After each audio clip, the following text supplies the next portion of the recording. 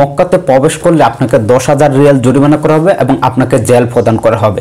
এই সাথে অনেকেই বলছেন যে ভাই আমরা যারা ফ্যামিলি বিষয়ে সৌদিতে আসছি তারা কি আমরা হজে অংশগ্রহণ করতে পারবো, হজের প্যাকেজ বুকিং দিতে পারবো কিনা। সৌদি আরবের রিয়াদে পুলিশকে গ্রেপ্তার করছে কিভাবে, তাই তো এই মুহূর্তে আপনি আমার স্ক্রিনে ভিডিও দেখতেছেন যেখানে 21 জনকে গ্রেপ্তার করা হয়েছে। এদের মধ্যে 18 জন হচ্ছে ইয়েমেনি নাগরিক, বাকি 3 জন হচ্ছে সৌদি নাগরিক। ভিডিওটা আমি আপনাদের সামনে এখানে চালিয়ে দিয়েছি যাতে করে আপনারা দেখতে পারেন, যেখানে বলা হইতেছে এই যে 21 জন তারা যেটা করতো প্রথম অবস্থায় তারা বিভিন্ন বাসাবাড়ি থেকে চুরি করত। এরপরে তারা আস্তে ধীরে, জানেন তো চুরি করলে কি হয়, তাদের একটু র্যাঙ্ক বাড়িয়ে তারা রাস্তাঘাটে গাড়ি ছিনতাই, বিভিন্ন ধরনের মানুষের কাছ থেকে টাকা পয়সা ছিনতাই করত। এরপরে তারা আরো একটু ধাপ এগিয়ে গিয়েছে, যেখানে তারা একটি গাড়ি চুরি করছে। যেই গাড়িটি চুরি করে সেই গাড়িটিকে সৌদি যেই সিভিল ডিফেন্সের যে পুলিশ কর্মকর্তাদের গাড়ি যেরকম থাকে সেম তারা তাদের গাড়ি তো সেম ভাবে একবার পুলিশের মতো সবকিছু করছে এবং তারও পুলিশের মতো পোশাক পরে সিভিল ড্রেসে তারা বিভিন্ন জায়গায় গিয়ে তারা আইনের লোক বলে বিভিন্ন গাড়ি মানুষদেরকে হয়রানি করে, তাদেরকে গাড়ি থামিয়ে গাড়ি খুলে সেখানে তাদের কাছ থেকে টাকা পয়সা মোবাইল টোবাইল সব হাতিয়ে নিয়ে যেত, বা কাউকে গ্রেপ্তার করে বিভিন্ন জায়গায় নিয়ে সেখান থেকে হাতিয়ে নিয়ে যেত। অর্থাৎ তারা একবারে পুলিশের অবিকলে কিছু ডুপ্লিকেট নকল পুলিশ চার্জছিল, যার কারণে এই 21 জনকে গ্রেপ্তার করা হয়েছে।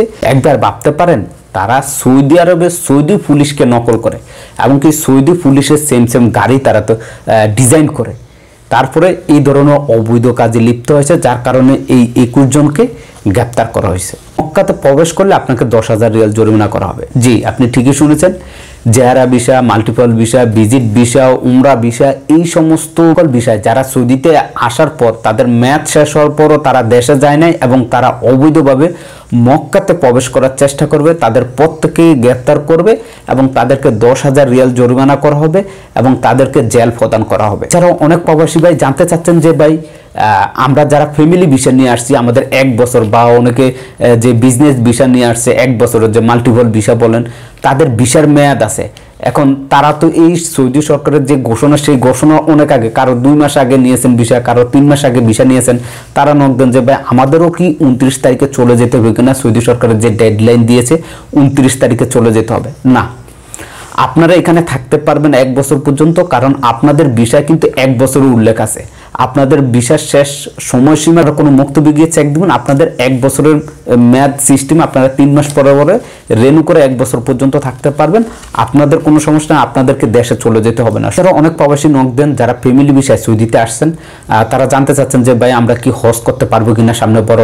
জি না, সৌদি সরকার আপনি ভিজিট ভিসা হোক, আপনি জেহারা ভিসা হোক, আপনি উমরা ভিসা হোক, আপনি আয়সা সৌদিতে বড় হজ করতে পারবেন না, এটা সম্পূর্ণরূপে নিষিদ্ধ।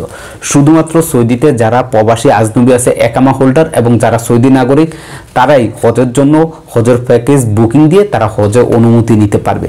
অবশ্যই তাদেরকে মেনিনজাইটিস যে ভ্যাকসিনটা সেটা দিতে হবে। এই ছিল আজকের ভিডিওটি বেশি বেশি করে শেয়ার করবেন যাতে করে আমাদের সকল প্রবাসী ভাইরা উপকৃত হতে পারে। আজকের মতো আমি এখানে বিদায় নিচ্ছি, দেখা হবে পরবর্তী